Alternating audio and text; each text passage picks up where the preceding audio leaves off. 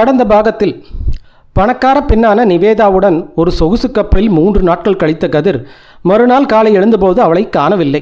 அறை முழுவதும் ரத்தம், காணாமல் போன ஒரு கத்தி, மாயமான வாள், கதவு உள்ளே பூட்டப்பட்டிருந்தது. எல்லா ஆதாரங்களும் கதிரைத்தான் கொலைகாரன் என்று சொன்னது.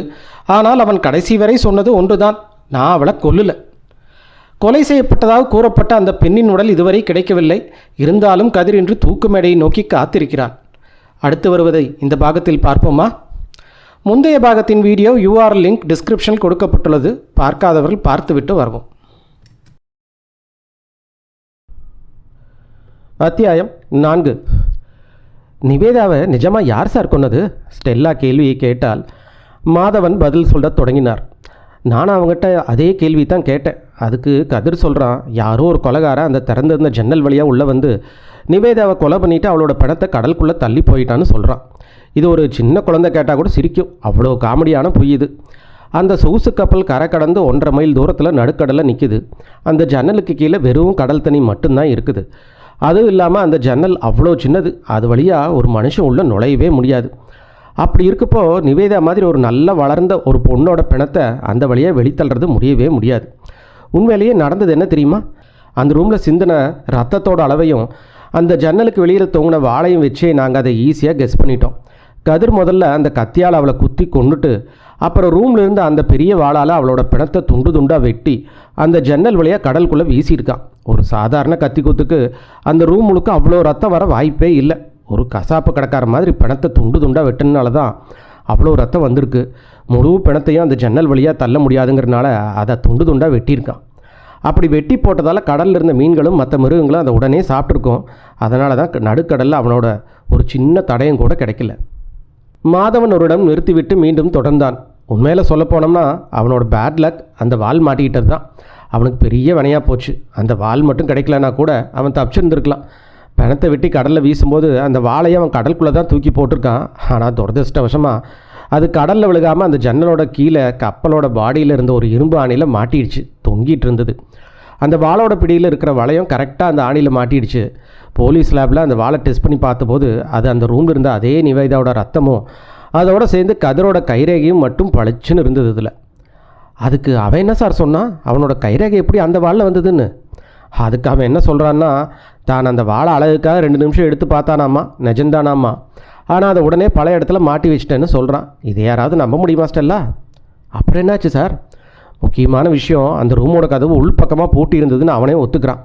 அந்த கப்பலோட ஊழியர்களும் அதே தான் சாட்சி சொல்கிறாங்க. ஒரு ஊழியர் தன் கண்ணாலேயே உள்பக்கமாக அந்த சேஃப்டி செயின் மாட்டப்பட்டிருக்கதை பார்த்துருக்கான். கதவு உள்பக்கமாக பூட்டியிருக்குது, வெளியில் போக வழியும் இல்லைங்கிறப்போ உயிரோடு இருக்கிற நிவேதா எப்படி வெளியே போயிருக்க முடியும்? அங்கே இருக்கிற அத்தனை சாட்சிகளும் கதிர் தான் கொலைகாரன்னு கத்தி சொல்லுது. அந்த ரூம்குள்ளே கதிரை தவிர வேறு யாருமே இல்லை. அந்த ஜன்னல் வழியாக யாரும் உள்ளவும் வர முடியாது, வெளியவும் போக முடியாது. அவங்க 2 பேருமே அந்த கப்பலுக்குள்ளே போனதுலேருந்து அந்த ரூம் அலங்கோலமாக கிடந்ததை பார்த்த வரைக்கும் வெளியிலிருந்து எந்த ஒரு 3வது மனுஷனும் அந்த கப்பலுக்குள்ளே வரலன்னு ஊழியர்கள் சத்தியம் பண்ணி வாக்குமூலமே கொடுத்துருக்காங்க. அப்போது இது கதிருக்கு எதிராக ஓப்பன் அண்ட் ஷட் கேஸ் தான் சார், தப்பிக்கவே முடியாதே. கண்டிப்பாக. அதனால தான் நான் சொல்கிறேன், இன்றைக்கி கோர்ட்டில் ஜட்ஜ் அவனுக்கு தூக்கு தண்டனை கொடுப்பார். ஓ, என்ன ஸ்டெல்லா, உனக்கு அந்த நிவேதா சேர்த்தது நினச்சி வருத்தமாக இருக்கா? நிச்சயமாக இல்லை சார். அப்படிப்பட்ட ஒரு பொம்பளைக்கு இந்த முடிவு வர்றது இயற்கை தான். ஆனால் கதிருக்கு தூக்கு தண்டனை கிடச்சா எனக்கு வருத்தமாக தான் இருக்கும். ஏன்பா? ஏன்னா அவன் கொன்னது ஒரு ஒழுக்கங்கட்ட பொம்பளைய. ஒரு ஒழுக்கங்கட்டவளை கொல்றதுக்கும் ஒரு நல்ல மனுஷன் கொல்றதுக்கும் சட்டத்தில் ஏதாவது வித்தியாசம் இருக்கணுமே சார்? சட்டம் அப்படி எந்த வித்தியாசத்தையும் பார்க்காததெல்லாம். ஒரு உயிரோட மதிப்பு எல்லாத்துக்கும் சமந்தான். அது பிச்சைக்காரனாக இருந்தாலும் சரி, ராஜாவாக இருந்தாலும் சரி, சட்டத்தோட கண்ணுக்கு ஒரு விபச்சாரியோட உயிரும் ஒரு குடும்ப பெண்ணோட உயிரும் ஒன்று தான். எனக்கு தெரியுது சார். ஆனாலும் அவள் மேற்கொண்டு பேசாமல் அமைதியானால். மாதவன் டீயை குடித்து முடித்து விட்டு கப்பை ஓரமாக வைத்தான். நீங்கள் அவளை பற்றி பர்சனலாக தெரியும்னு சொன்னீங்களே சார்? ஸ்டெல்லா கேட்டால். ஆமாம், அவள் ராஜசேகரை கல்யாணம் பண்ணுறதுக்கு அப்புறமா நான் அவளை பார்க்கல. ஆனால் அதுக்கு முன்னாடி பல தடவை பார்த்துருக்கேன். அவள் அப்போ அந்த அடையாரி அடியால் தான் தங்கியிருப்பா. நம்ம கடைக்கு மருந்துகளும் காஸ்மெட்டிக்ஸ் பொருளுக்கும் வாங்குறதுக்கு அடிக்கடி வருவாள். அவள் நிஜமாகவே பேப்பரில் இருக்கிற ஃபோட்டோவை விட அவ்வளோ அழகாக இருப்பாளா சார்? ஃபோட்டோவை விட பல மடங்கு அழகாக இருப்பாள். அவள் கல்யாணத்துக்கு முன்னாடி மயிலாப்பூர் ரெஸ்டாரண்ட்டில் கேப்ரா டான்ஸ் ஆடுறதா சொன்னீங்களே? ஆமாம், ஆடிருக்கா. நீங்கள் அவளோட டான்ஸை பார்த்துருக்கீங்களா சார்? பல முறை பார்த்துருக்கேன். பேப்பரில் போட்டிருந்தது அவள் ரொம்ப தைரியமான பொம்பளையாம்மா. அதாவது சட்டம் அனுமதிக்காத சில தப்பான காரியங்களை அவள் பண்ணுவான்னு. கரெக்டு, அவள் அப்படிப்பட்டவ தான். மாதவன் பழைய நினைவுகளில் மூழ்கியவாறே சொன்னான். மாதவன் சீட்டை விட்டு எந்திரிச்சு நின்றான். இன்னொரு கப்பு டீ குடிச்சிட்டு போங்க சார், ஸ்டெல்லா சொன்னால். இல்லைப்பா, கோர்ட்டுக்கு டைம் ஆகிடுச்சு. இன்றைக்கி எதிர்பாராத விதமாக அவங்ககிட்ட பேச ஆரம்பித்ததில் எனக்கு ஏற்கனவே ரொம்ப லேட் ஆகிடுச்சு. உங்கள் இஷ்டம் சார், சியூ ஸ்டெல்லா. அவன் முதல்ல அந்த ஆஃபீஸ் ரூமை விட்டோ அப்புறம் கடையை விட்டோ வெளியே கிளம்பினான். சரியாக அன்றைக்கு மத்தியானம் செஷன்ஸ் கோர்ட் ஒரு தீர்ப்பை வாசித்தார்கள். நிவேதா கொலை பண்ணிய குற்றத்திற்காக கதிரை தூக்கில் போட வேண்டும் என்ற தீர்ப்பை வழங்கினார்கள். 1980 செப்டம்பர் 1ஆம் தேதி, அதாவது 3 மாதங்கள் கழித்து இரவு நேரம் மணி 9 நெருங்கிக் கொண்டிருந்தது. பாரிஸ் கோட்டை பகுதியில் இருந்த சென்னை ஹைகோர்ட் பில்டிங்கில் அன்றைக்கு கோர்ட் நம்பர் 2 மட்டும்தான் இரவு கதவு மூடப்படாமல் இயங்கிக் கொண்டிருந்தது. அந்த கோர்ட்டில் இன்றைக்கு கீழ்கோர்ட் கொடுத்த தீர்ப்பை எதிர்த்து கதிர் செஞ்ச மேல்முறையீட்டோட இறுதி தீர்ப்பு வரப்போகிறது. இன்றைக்கு அவனோட விதியை 2வது தடவையாக கோர்ட்டு தீர்மானிக்கப் போகிறது. அரசு வக்கீல் என்பதால் அந்தஸ்தில் மாதவனும் அந்த கோர்ட் ஹாலுக்குள் வெயிட் பண்ணி கொண்டிருந்தான். கீழ்கோர்ட் கதிரை கொடுத்த அதே தூக்கு தண்டனையை இந்த உயர்நீதிமன்றமும் கன்ஃபார்ம் பண்ணிடும் என்று அவன் முழுதாக நம்பினான். என்னதான் ஒரு கவர்மெண்ட் வக்கீலோட வேலை போலீஸை ரெடி பண்ணி கேஸ் ஸ்ட்ராங்காக்கி குற்றவாளிக்கு எப்படியாவது தண்டனை வாங்கி தருவதாக இருந்தாலும் இந்த தடவை மாதவன் சும்மா போலீஸ் சொன்னதை அப்படியே கண்ணை மூடிக்கொண்டு ஏற்றுக்கொள்ளவில்லை. கதிர்க்கு எதிராக கிடைத்த அத்தனை ஆதாரங்களும் நன்றாக தீர விசாரித்துத்தான் அவன் ஒரு கொலைகாரன், அவனுக்கு தண்டனை கிடைத்தே தீர வேண்டும் என்ற முடிவுக்கு வந்திருந்தான். இந்த கேஸில் அவன் கதிர் மேல் எந்த ஒரு தனிப்பட்ட விரோதத்தையும் தன் மனதுக்குள் வைத்துக்கொள்ளவில்லை. அவனுக்கு ஒரு நேர்மையான விசாரணை கிடைத்திருக்க என்று திருப்தி இருந்தது. ஹைகோர்ட் ட்ரையல் நடக்கும்போதே கதிர் வைத்திருந்த வக்கீல் தன் கிளைண்ட்டுக்கு எதிராக இருந்த எந்த ஒரு ஆதாரத்தையும் பொய் என்று நிரூபிக்க முடியவில்லை. அவனுக்கு ஆப்பாக வந்து நின்ற அந்த சூழ்நிலை சாட்சிகளோடு வீரியத்தை அவரால் கொஞ்சம் கூட குறைக்க முடியவில்லை. ஆனால் அந்த வயதான வக்கீல் தண்டபாணி கேஸ் முழுக்க ஒரே பல்லவியே பாடிக்கொண்டிருந்தார். கொலை செய்யப்பட்ட நிவேதாவோட பிணம் இன்னும் கிடைக்கவில்லை. அவரோட ஒரே வாதம் என்னவென்றால், தன் கிளைண்ட் கதிர் மேல் கொலை கேஸை நிரூபிக்க வேண்டுமென்றால் முதலில் நிவேதாவோட பிணத்தை கோர்ட்டில் காட்டணும், அதுதான் முக்கியம்னு கத்துறாரு. ஆனால் சொகுசு கப்பலோட ஜன்னல் வழியாக பிணத்தை துண்டு துண்டாக வெட்டி கடலுக்குள்ளே தூக்கி போட்டு அது இப்போ மீன்களுக்கு இரையாகி பல மாதம் ஆகும்போது இப்போ போய் எப்படி பிணத்தை தேட முடியும்? இந்த கேஸ் புதுசாக இருந்தப்பவே அது சாத்தியமில்லாத ஒன்று. கதிர் தனக்கு எதிராக பிணம் சாட்சியாக வந்துடக்கூடாதுங்கிறக்காகத்தானே அவ்வளோ பக்காவாக பிளான் பண்ணி அதை மறைச்சான். இந்த ஒரே ஒரு பாயிண்ட்டை வச்சு ஜட்ஜு எங்கேயாவது தூக்கு தண்டனை ஆயுள் தண்டனையாக குறைச்சிருவாரோங்க ஒரு பயம் மாதவனுக்கு லேசாக இருந்தது. ஆனால் நல்ல வேலை அப்படி நடக்கலை. ஜட்ஜு கதிருக்கு விதிக்கப்பட்ட தூக்கு தண்டனையை அப்படியே உறுதி செஞ்சார். அடுத்த அத்தியாயம் கேட்பதற்கு முன்பு நண்பர்களே, இந்த மாதிரி ஒரு மணி நேர தமிழ் ஆடியோ புக் வீடியோவை உருவாக்க எனக்கு குறைந்தது 4 நாட்கள் ஆகும். கதையை தேர்வு செய்து வாசிப்பது, ஒலியை சுத்தம் செய்வது, தேவையான எல்லா படங்களையும் உருவாக்கி அனிமேஷனாக மாற்றுவது, முழு video editing, thumbnail, title, description, tags இவை அனைத்தையும் நான் ஒரே ஒரு நபராக செய்து வருகிறேன். இந்த உழைப்பை நீங்கள் மதித்து எனக்கு தொடர்ந்து ஆதரவு தர விரும்பினால் தயவு செய்து இந்த சேனலை சப்ஸ்கிரைப் பண்ணுங்கள், வீடியோவுக்கு லைக் போடுங்க, உங்கள் பாசிட்டிவ் கருத்துக்களை கமெண்ட்ஸில் சொல்லுங்கள் மற்றும் உங்கள் நண்பர்களோட ஷேர் பண்ணுங்கள். உங்கள் ஒவ்வொரு ஆதரவும் எனக்கு மிகப்பெரிய ஊக்கமாக இருக்கும். மிக்க நன்றி. வாருங்கள் அடுத்த அத்தியாயத்தை தொடருவோம். அத்தியாயம் 5. வாழ்த்துக்கள் தம்பி. கதிரோட வயதான வக்கீல் தண்டபாணி மாதவன் பக்கத்தில் வந்து ஒரு லேசாக நக்கல் கலந்த குரலில் சொன்னார். இன்றைக்கி நம்ம அரசு வக்கீல் சாரோட தலையில் சக்ஸஸ்ங்கிற இன்னொரு கிரீடம் ஏறிடுச்சே. தண்டபாணி சார், மாதவன் கொஞ்சம் கசப்பான குரலில் சொன்னான். என்ன நக்கல் பண்ணுறீங்கன்னு தயவு செஞ்சு நிறுத்திக்கங்க. ஒரு குற்றவாளிக்கு தண்டனை வாங்கி தரது என்னோடய வேலை, என்னோடய டியூட்டி. எனக்கு உங்கள் கிளைண்ட்டுக்கு அதற்கும் நடுவில் எந்த ஒரு தனிப்பட்ட பகையும் கிடையாது சார். ஆனால் என் கிளைண்ட் எந்த தப்பும் செய்யாமல் சாக போகிறானே தம்பி. அப்படியெல்லாம் இல்லை சார். சட்டம் எல்லா ஆதாரங்களையும் வச்சு அவன் குற்றவாளின்னு சந்தேகத்துக்கிடம்லாம் நிரூபிச்சிருக்கு. ஆனால் பிணம் கிடைக்கலையேப்பா. கொலைக்கான மூல ஆதாரமே இல்லையே. சூழல் ஆதாரங்களை வச்சு நிரூபிக்கப்பட்டிருக்கு சார்.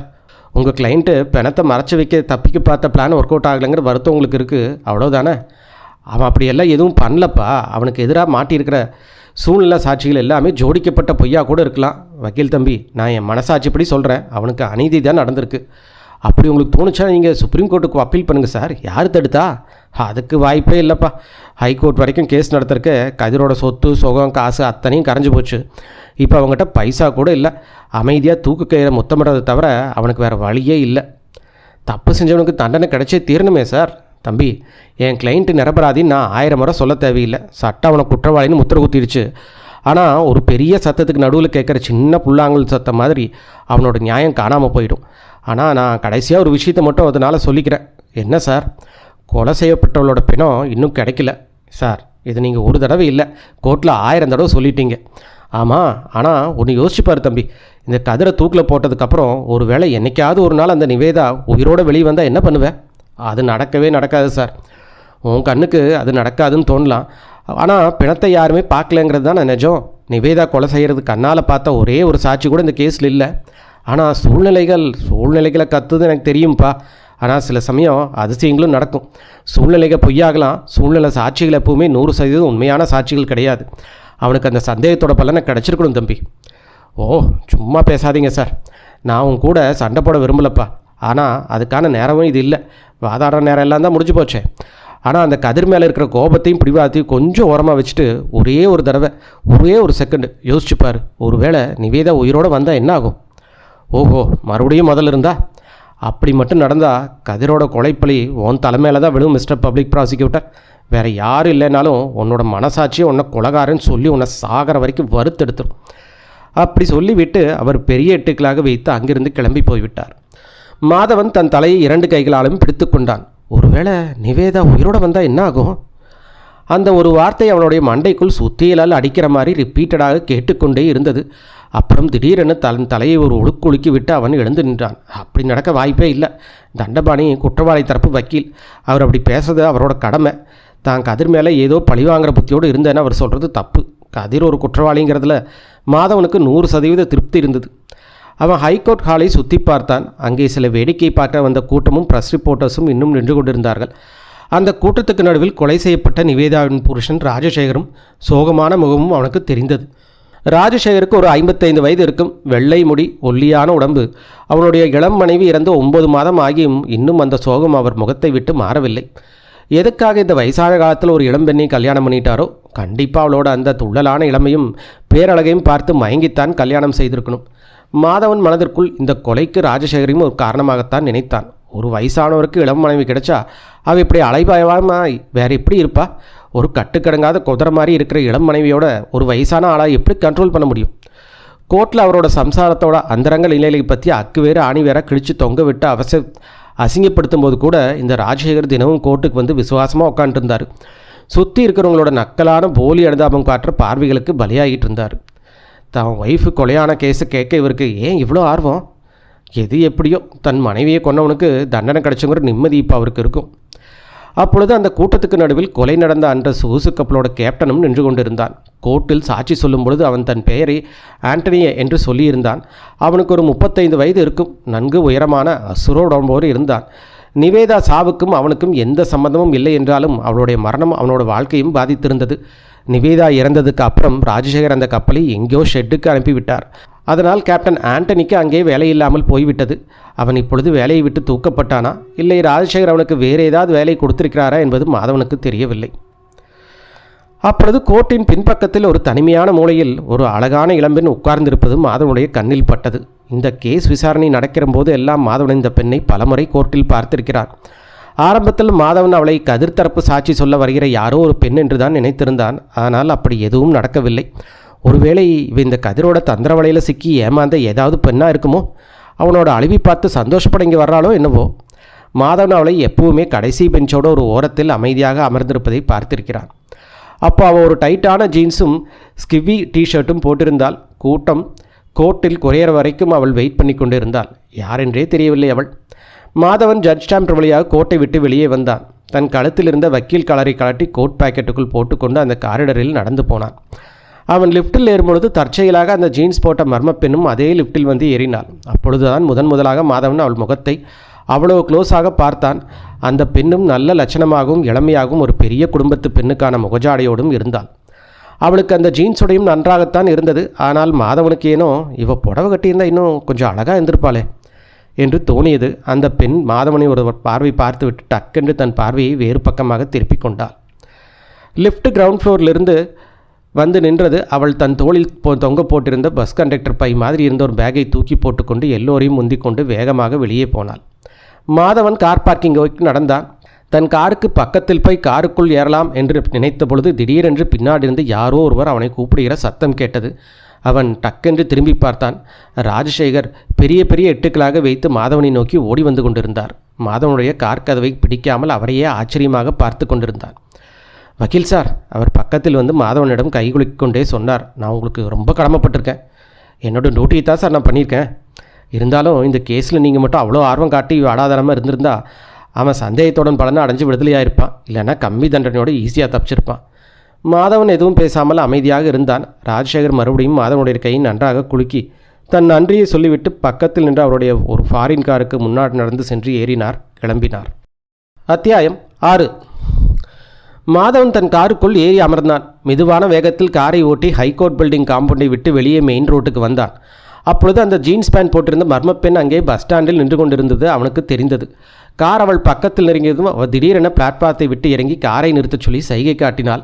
மாதவன் காரை அவள் பக்கத்தில் கொண்டு போய் நிறுத்தினான். பஸ் எதுவும் வர்ற மாதிரி தெரில சார். அவள் ரொம்ப அழகான குரலில் சொன்னாள். நீங்கள் கொஞ்சம் லிஃப்ட் கொடுத்தீங்கன்னா. நீங்கள் எங்கே போகணும்? நான் திருவான்மையூர் பகுதிக்கு போகணும். ஆனால் எனக்காக நீங்கள் உங்கள் ரூட்டை மாற்றிக்கணும்னு விரும்பலை. நீங்கள் அந்த பக்கம்தான் போகிறீங்களா? நான் கரெக்டாக அந்த பக்கமாக தான் போகிறேன். தாராளமாக ஏறுங்க. Thank you sir. அந்த பெண் காருக்குள் ஏறி அமர்ந்தால் மாதவனோட மனதிற்குள் யார் இந்த பொண்ணு என்ற ஆர்வம் லேசாக தலை தூக்க ஆரம்பித்தது. அதை தெரிந்து கொள்ள ஒரு நல்ல சான்ஸ் தானாக அமைந்தது. அவனுக்கு குஷியாக இருந்தது. ஏனென்றால் அவன் அடையாறு போகணும்னால் திருவான்மையூர் வழியாகத்தான் போக வேண்டும். மாதவன் காரை ஸ்பீடாக எடுத்தான். பாரிஸ் கார்னிலிருந்து காரை மகாத்மா காந்தி ரோட்டுக்கு திருப்பினான். நான் உங்களுக்கு இதுக்கு முன்னாடி எங்கேயோ பார்த்துருக்கனே. திடீரென்று அந்த பெண் பேச்சை ஆரம்பித்தாள். கண்டிப்பாக பார்த்துருக்கலாம். மாதவன் ரொம்ப கேஷுவலாக சொன்னான். நான் கவர்மெண்ட் வக்கீல் இல்லையா? கோர்ட்டில் இல்லை கோர்ட்டில் இல்லை, அதுக்கு வெளியே எங்கேயோ பார்த்துருக்கேன். வேறு எங்கே? நீங்கள் எங்கே தங்கியிருக்கீங்க? அடையாரில். அங்கே எங்களோட பரம்பரை மெடிக்கல் ஷாப் இருக்குது. அதுக்கு மேலே இருக்கிற ஒரு ஃப்ளாட்டில் தான் நான் இருக்கேன். அட ஆமாம், நான் உங்களை அங்கே தான் பார்த்துருக்கேன். அவள் டக்கென்று விரலை சுடைக்கினாள். நான் உங்கள் கடைக்கு அடிக்கடி மருந்து வாங்க வருவேன். கல்யாணத்துக்கு முன்னாடி நான் அடையாளம் தான் சார் தங்கியிருந்தேன். கல்யாணத்துக்கு முன்னாடியா? ஆமாம். உங்களுக்கு கல்யாணம் ஆகிடுச்சா? ஆமாம் சார், ஆயிடுச்சு. ஆனால் பார்த்தா அப்படி தெரியலையே. அவள் லேசாக சிரித்தாள். அப்பொழுது பின்னாடி இருந்து ஏதோ ஒரு கார் ஹாரன் அடிக்கிற சத்தம் மாதவனுக்கு கேட்டது. அவன் காரை ஒரு பக்கமாக ஒதுக்கினான். அந்த பின்னாடி வந்த காரை இவன் காருக்கு இணையாக வந்த பொழுது அது ராஜசேகருடைய சொகுசு கார் என்பதை மாதவன் கவனித்தான். அதை அவருடைய டிரைவர் ஒட்டி கொண்டு இருந்தான். பின் சீட்டில் உட்கார்ந்திருந்த ராஜசேகர் மாதவனை பார்த்து கையாட்டினார். அப்புறம் அவருடைய கார் இவர்களை முந்திக்கொண்டு வேகமாக போயினது. நீங்கள் என்ன ஏதாவது சினிமா நடிகையா? பேச்சை வளர்ப்பதற்காக மாதவன் சும்மா கேட்டு வைத்தான். என்ன அந்த அளவுக்கு ஒருத்தா நினச்சதுக்கு ரொம்ப தேங்க்ஸ் சார். அவள் கொஞ்சம் நக்கலாக சிரித்து கொண்டே சொன்னாள். ஆனால் நான் நடிகையெல்லாம் இல்லை. கல்யாணத்துக்கு முன்னாடி சினிமாவில் நடிக்கிறதுக்காக ட்ரை பண்ணேன். ஆனால் துரதிருஷ்டவசமாக செட் ஆகலை. ஓஹோ. நான் அடையாரில் இருந்தப்போ எங்களோட பக்கத்து வீட்டில் தான் இப்போ இருக்கிற ஃபேமஸ் டைரக்டர் ரஞ்சன் போஸ் தங்கியிருந்தார். அவரை எனக்கு கூட நல்லா தெரியுமே. அப்படியா? ஆனால் நான் அவரை பார்க்கும்போது அவர் சினிமா இண்டஸ்ட்ரியில் இப்போ இருக்கிற அளவுக்கு பவர் கிடையாது. அப்போ மட்டும் அவருக்கு அந்த செல்வாக்கு இருந்திருந்தால் நான் இந்நேரம் பெரிய ஹீரோயினாக இருப்பேன் சார். இப்போ வேணால் மறுபடியும் ட்ரை பண்ணி பாருங்களேன். இனிமேல் எங்கே சார் ட்ரை பண்ணுறது? அவள் ஒரு பெருமூச்சை விட்டு சொன்னாள். இப்போ தான் வயசாகிடுச்சே. வயசுக்கு என்ன இப்போ குறைச்சல்? மாதவன் கொஞ்சம் ஆச்சரியமாக சொன்னாள். நீங்கள் இப்போ தான் இளமையோட ஆரம்பத்திலேயே இருக்கீங்களே. சார், எனக்கு 24 வயசு ஆகுது. 24ங்கிறது ஒன்றும் பெரிய வயசு இல்லையே. அது மட்டும் இல்லாமல் எனக்கு கல்யாணம் ஆகிடுச்சு சார். உங்களுக்கு கல்யாணம் ஆகிடுச்சுங்கிற விஷயத்தை என்னால் இன்னும் நம்பவே முடியலையே. அவள் அதுக்கு எந்த பதிலும் சொல்லாமல் அமைதியாக இருந்தாள். மாதவன் அவளை தலையிலிருந்து கால் வரை ஒரு பார்வை பார்த்துவிட்டு, நீங்கள் நிஜமாவே கல்யாணம் ஆனவங்க தானா என்றும் கேட்டான். உங்களுக்கு என்ன சந்தேகம் இருக்குது சார்? ஆமாம். அவள் சத்தமாக சிரித்தாள். குழந்தைங்க இருக்காங்களா? இல்லை சார், இப்போதைக்கு இல்லை. அப்போ உங்கள் புருஷன் கண்டிப்பாக வெளிநாட்டில் தான் வேலை பார்க்குறாரு போல். அப்படி வேணால் வச்சுக்கோங்களேன். உங்களை மாதிரி ஒரு அழகான மனைவி ஊரில் விட்டுட்டு வெளிநாட்டில் இருக்கிற உங்கள் புருஷன் பெரிய புத்திசாலின்னு என்னால் சொல்ல முடியல. சில சமயம் சில சூழ்நிலைகள் கட்டாயங்கள் அப்படி அமைஞ்சிடுது சார். நீங்கள் ஏதாவது வேலை பார்க்குறீங்களா என்ன? இல்லை சார், கல்யாணத்துக்கு முன்னாடி ஒர்க் பண்ணேன். டைம்ஸ் ஆஃப் இந்தியாவில் ஸ்டெனோவாக இருந்தேன். கல்யாணத்துக்கு அப்புறம் வேலையை விட்டுட்டேன். தன்னோட அழகான வேலைக்கு போகிறது பல புருஷங்களுக்கு பிடிக்கல போல். அதுதான் அவரே வேலையை நிறுத்த சொல்லியிருப்பார் போல் இருக்குது. ஆமாம் சார், அவர் தான் வேலையை நிறுத்த சொன்னார். ஆனால் நீங்கள் சொல்கிற காரணம் இல்லை. அப்போது வேறு என்ன காரணம்? அவள் பதில் சொல்லவில்லை. மாதவனுடைய பதிலுக்காக கொஞ்ச நேரம் வெயிட் பண்ணி பார்த்தான். அவள் பேசாமல் இருந்ததும் தன் குரலை மாற்றிக்கொண்டு சொன்னார். என் பேரை சொல்ல மறந்துட்டேன். என் பேர் மாதவன். என் பேர் அவள் சொன்னால் அகிலா. மாதவனோட மைண்டில் டக்கென்று ஒரு பெல் அடித்தது. கோர்ட் நம்பர் 2ல் நான் உங்களை பல தடவை பார்த்துருக்கேன் அகிலா. அப்படியா சார்? ஆமாம். உங்களுக்கு இந்த நிவேதா கொலை வழக்கில் ஏதாவது தனிப்பட்ட ஆர்வம் இருக்கா? அப்படி வேணால் வச்சுக்கோங்களேன். ஆரம்பத்தில் நான் உங்களை இந்த கதிர் தரப்பு சாட்சியாக சொல்ல வந்தீங்களோன்னு நினச்சேன். அந்த தண்டபாணி வக்கீலுக்கு அவ்வளோ தைரியம் கிடையாது சார். என்ன தைரியம்? என்ன தன் தரப்பு சாட்சியாக கொண்டு வந்து கோர்ட்டில் நிறுத்துகிற அளவுக்கு அவருக்கு தில் இல்லை. மாதவன் பயங்கர ஆச்சரியத்துடன் அவளை திரும்பி பார்த்தான். அந்த பெண்ணுடைய குரல் திடீரென்று வந்த அந்த ஆக்ரோஷமும் கசப்பும் அவனுக்கு புரியவில்லை. எது எப்படியோ நடந்ததெல்லாம் நல்லதுக்கு தானே வச்சுக்கோங்களே. அவள் சொன்னால், அந்த ஆளுக்கு இந்த முடிவு சரியான தண்டதானா? யாருக்கு? கதிருக்கா? ஆமாம், கதிருக்கு தான். உங்களுக்கு கதிரை சுத்தமாக பிடிக்காது போல இருக்கே. நீங்கள் தானே கோர்ட்டில் அவனோட மொத்த ஜாதத்தையும் கிழிச்சு தொங்க போட்டீங்க சார். அவனை போய் யாருக்காவது பிடிக்கும். ஒருவேளை நீங்கள் ஒரு பொண்ணாக இருந்திருந்தா இந்த அளவுக்கு கேவலமான பொறுக்கி புத்தி வச்சுருக்கிற ஒரு ஆம்பளை உங்களுக்கு பிடிக்குமா சார்? கண்டிப்பாக பிடிக்காது தான். அப்புறம் என்ன, இந்த பரதேசிக்கு இது நல்லா வேணும். அவளுடைய குரலில் விஷம் கக்கிற மாதிரி ஒரு கோபம் தெரிந்தது. அவனை எப்போ சார் தூக்கில் போடுவாங்க? ஒரு வேளை சுப்ரீம் கோர்ட்டுக்கு அப்பீலுக்கு போகலைன்னா ரொம்ப சீக்கிரம் தூக்கில் போட்டுருவாங்க அகிலா. சுப்ரீம் கோர்ட்டுக்கு அப்பீலுக்கு போனால் உடனே விசாரணை நடத்திடுவாங்களா சார்? அப்படியெல்லாம் இல்லை. சில சமயம் அப்பீல் மனுவை தள்ளுபடி கூட பண்ணிவிடுவாங்க. ஆனால் கீழ்கோர்ட்டில் காட்ட முடியாத ஏதாவது ஒரு புதிய பலமான ஆதாரத்தை குற்றவாளி தரப்பில் கொண்டு வந்தால் வேணால் உடனே விசாரணை நடக்கும். புதிய ஆதாரமா? ஆமாம், சும்மா ஏனோ தானோன்னு இல்லாமல் ரொம்ப ஸ்ட்ராங்கான ப்ரூஃபாக இருக்கணும். இந்த கேஸில் அப்படி என்ன ப்ரூஃப் கொண்டு வர முடியும் சார்? உதாரணத்துக்கு சொல்லணுன்னா, அந்த நிவேதா இன்னும் உயிரோடு தான் இருக்கா அப்படின்னு குற்றவாளி தரப்பு வக்கீல் நிரூபித்தா அதுதான் இருக்கிறதுலையே ரொம்ப பெரிய ஸ்ட்ராங்கான ஆதாரம். அப்போ வேணால் கதிரோட கேஸில் ஏதாவது திருப்பம் வரலாம். என்ன சார் சொல்கிறீங்க? அவள் எப்படி திடீர்னு மாயாஜாலம் பண்ணி உயிரோட வர முடியும்? நீங்கள் சொல்கிறது கரெக்டு தான். நான் சும்மா ஒரு பேச்சுக்கு உதாரணம் சொன்னேன், அவ்வளோதான். லேசாக தலையாட்டினாள். மாதவன் மறுபடியும் அந்த பெண்ணை பற்றி யோசிக்க ஆரம்பித்தான். கண்டிப்பாக இவள் கதிரோட தந்திர வலையில் சிக்கி சீரழிஞ்ச ஏதோ ஒரு பொண்ணாக தான் இருக்கணும். இல்லைன்னா கதிருக்கு தூக்கு தண்டனை கிடச்சதை நினச்ச ஒரு பொண்ணு இவ்வளோ சந்தோஷப்பட முடியுமா என்ன? என்ன சார் திடீர்னு அமைதியாயிட்டீங்க? கொஞ்சம் நேரத்துக்கு பிறகு அந்த பெண் லேசாக செல்ல கோபத்தோடு கேட்டாள். என்ன? மாதவன் பதற்றமடைந்தான். இல்லை அப்படியெல்லாம் ஒன்றும் இல்லை. பார்த்தா நான் சொன்ன ஏதோ ஒரு வார்த்தை உங்களுக்கு பிடிக்காமல் கோவிச்சிட்ட மாதிரி தெரியுது. அப்படிலாம் இல்லை, ஒரு பேச்சும் இல்லாகிலா. நீங்கள் தப்பாக எதுவும் சொல்லலையே. நிஜமாக தான் சொல்கிறீங்களா சார்? ஆமாங்க, உங்கள் காருக்குள் நான் உட்காந்துருக்கிறது உங்களுக்கு ஒரு வேளை ஒரு சங்கடமாக ஃபீல் பண்ணால் நீங்கள் சொல்லிடுங்களே சார். என்ன இப்படி கேட்டீங்க? மாதவன் சிரித்து கொண்டே சொன்னான். என்னோடய இந்த தனிமையான நள்ளிரவு ட்ராவலில் உங்களை மாதிரி ஒரு அழகான பொண்ணு கம்பெனி கொடுக்குறது எனக்கு ரொம்ப சந்தோஷம்தான். அப்போ இந்த கம்பெனியை அப்படியே தொடர்ந்து மெயின்டைன் பண்ணலாமா சார்? மாதவன் பயங்கர ஆச்சரியத்துடன் அவளை நிமிர்ந்து பார்த்தான். அவளுடைய முகபாவத்தை பார்த்து அவள் கலகலவன சிரித்து, என்ன சார் ஷாக் ஆகிட்டீங்களா? மாதவன் அவளுடன் சேர்ந்து சிரித்தான். சரி, அதை விடுங்க. கேஸ் ஜெயிச்சதில் உங்களுக்கு பயங்கர ஹாப்பி தானே சார்? ஆமாம், கண்டிப்பாக சந்தோஷம்தான். அப்போ உங்களோட இந்த இமாலய வெற்றிக்காக நாம் ஏன் ஒரு சின்ன பார்ட்டி வச்சு செலிப்ரேட் பண்ணக்கூடாது? என்ன பார்ட்டி? பெருசாக ஒன்றும் இல்லை சார். உங்கள் வெற்றிக்காக நம்ம ரெண்டே சேர்ந்து ஒரு சின்ன சேர்ஸ் பண்ணலாம், அவ்வளோதான். ட்ரிங்க்ஸா? மாதவன் தன் கையில் இருந்த கட்டியிருந்த வாட்சை பார்த்தான். ஆனால் இந்த நேரத்தில் ஆல்மோஸ்ட் எல்லா பாருமே மூடி இருக்குமே அகிலா. நீங்கள் ஓகே சொன்னால் பார் தானாக திறக்கும் சார். நீங்கள் விளையாடுறீங்க அகிலா, நான் ரொம்ப சீரியஸாக தான் சொல்கிறேன். ஒருவேளை உங்களுக்கு என்னை பார்த்து பயமாக இருந்தால் விட்டுடுங்க. அடட, உங்களை பார்த்து என்ன பயம்? நீங்கள் என்ன பூதமா பிசாசா? அதையே தான் நானும் சொல்கிறேன். எனக்கெல்லாம் பயமே இல்லை. அப்போ வாயை திறந்து எஸ் சொல்லுங்களேன் பார்க்கலாம். மாதவன் தலையாட்டினான். அப்படியெல்லாம் தலையாட்டக்கூடாது, வாயை திறந்து சொல்லுங்கள். சரிப்பா, okay, that's like a good boy. இப்போது கை குலுக்கிக்கங்க. மாதவன் கையை நீட்டினான். அவள் தன் சிவப்பான சாஃப்டான கையை மாதவனோட கையை சேர்த்து வைத்து அழுத்தி குலுக்கினான். மாதவனுக்கு அது ஒரு புதுவிதமான சுகமான ஃபீலிங்கை தந்தது. சரியாக அந்த நேரத்தில் அவனுடைய கார் திடீரென்று அங்குமிங்குமாக பயங்கரமாக தடுமாற ஆரம்பித்தது. இந்த எபிசோடின் இறுதிக்கு வந்துவிட்டோம். கதிர் குற்றவாளி என்று சட்டம் தீர்ப்பு சொல்லிவிட்டது. ஆனால் ஒருவேளை நிவேதா உயிரோடு வந்துட்டா என்ன பண்ணுறது? இந்த ஒரு கேள்வி மாதவனின் மனதை தொடர்ந்து துரத்தி கொண்டு இருக்கிறது. அப்போது கோர்ட்டில் அமைதியாக அமர்ந்திருந்த அந்த மர்ம பெண் அவன் வாழ்க்கைக்குள் எதிர்பாராத விதமாக நுழைந்திருக்கிறாள். அவள் யார்? கதிரோடு அவளுக்கு என்ன தொடர்பு? அந்த நள்ளிரவில் அவள் மாதவனுக்கு அருகில் வந்தது வெறும் தற்செயலா அல்லது முன்கூட்டியே திட்டமிடப்பட்டதா? இதற்கான பதிலை அடுத்த பாகத்தில் பார்ப்போம். அடுத்த பாகம் நாளை மறுநாள் வெளிவரும். அதுவரை விடியும் வரை காத்திருங்கள்.